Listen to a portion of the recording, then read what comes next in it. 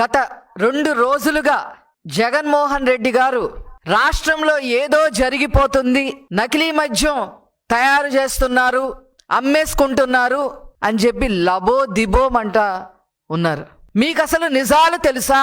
మీ హయాములో liquor scam కి తెర లేపి మీరు మూర విరాటుగా ఉంటూ 3,500 కోట్లకు పైగా నకిలీ మద్యాన్ని అమ్మి సొమ్ము చేసుకొని మీ ఎమ్మెల్యేలు, ఎంపీలు, మీ హయాంలో ఉన్న ప్రభుత్వ యంత్రాంగం అంతా జైలు పాలైతే కనీసం ఒక్కళ్ళని కూడా సస్పెండ్ చెయ్యకుండా, లిక్కర్ స్కామ్ గురించి ఒక్క మాట కూడా మాట్లాడకుండా మీరు ఈరోజు మా ప్రభుత్వంపై బురద జల్లే ప్రయత్నం చేస్తారా?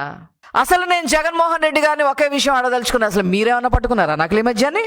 మా ప్రభుత్వం పట్టుకుందా? నకిలీ మద్యాన్ని పట్టుకున్నది మా ప్రభుత్వం.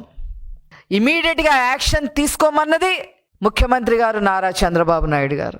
పోలీస్ రైడ్లు చేయించింది నారా చంద్రబాబు నాయుడు గారు. వాళ్ళు ఎలక్షన్ ముందు వైసీపీ నుంచి మా పార్టీలోకి రావడం జరిగింది. వాళ్ళు కోవట్లుగా వచ్చారని కూడా మాకు ఇప్పుడు అర్థమవుతా ఉంది. వాళ్ళని ఇమీడియట్గా సస్పెండ్ చేసింది నారా చంద్రబాబు నాయుడు గారు.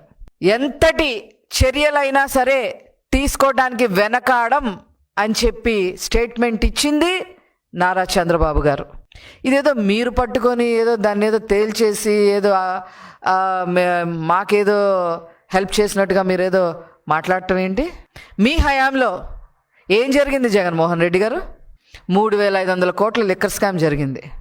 సరే, ఈ స్కామ్ గురించి పక్కన పెడితే మీ ఎమ్మెల్యే మల్లాది విష్ణు బార్లో 6 మంది కల్తీ మద్యంతో చనిపోయిన రోజు మీరు ఏమన్నా యాక్షన్ తీసుకున్నారా? కనీసం అడిగారా? కనీసం సస్పెండ్ చేశారా మల్లాది విష్ణుని?